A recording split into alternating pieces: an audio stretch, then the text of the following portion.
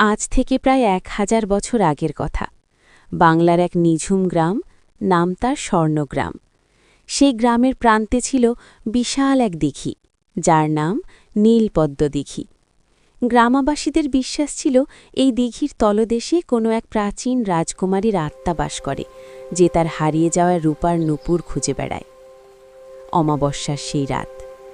গ্রামের সাহসী যুবক আদিত্য এসব গালগল্পে বিশ্বাস করত না। সে ছিল কিছুটা জেদি আর কৌতূহলী।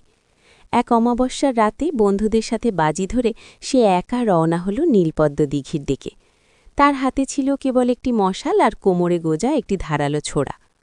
দিঘির পাড়ে পৌঁছতেই এক অদ্ভুত নিস্তব্ধতা তাকে ঘিরে ধরল। ঝিঝি পোকার ডাকও যেন হঠাৎ থেমে গেছে। কুয়াশাচ্ছন্ন পানির ওপর দিয়ে বয়ে যাচ্ছিল হিম শীতল হাওয়া। হঠাৎ আদিত্য দেখল পানির মাঝখানে কি যেন একটা চিকচিক করছে। পানির নিচে রহস্য।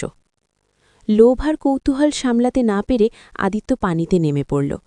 পানি যত বাড়ছে তার বুক তত ধরফর করছে।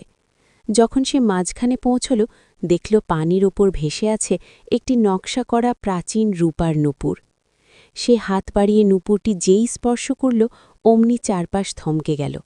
মশালটি নিভে গেল দপ করে।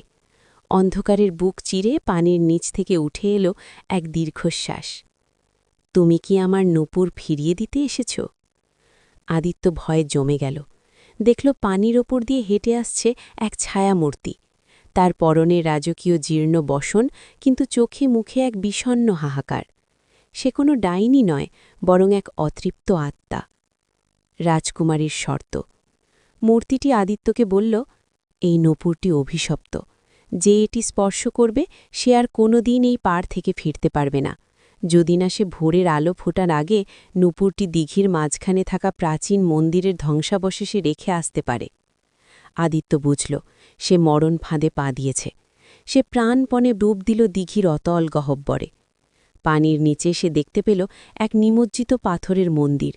সেখানে হাজারো হাড় গোড় আর স্বর্ণালঙ্কার পড়ে আছে, কিন্তু তার লক্ষ্য ছিল কেবল মন্দিরের সেই বেদি।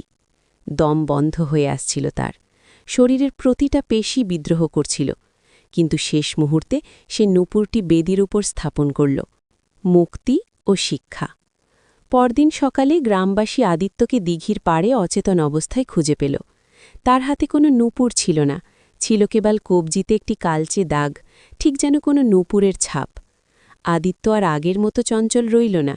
সে বুঝতে পারল সব রহস্যের সমাধান করতে নেই, কিছু প্রাচীন গল্পকে গল্প হিসেবেই থাকতে দিতে হয়।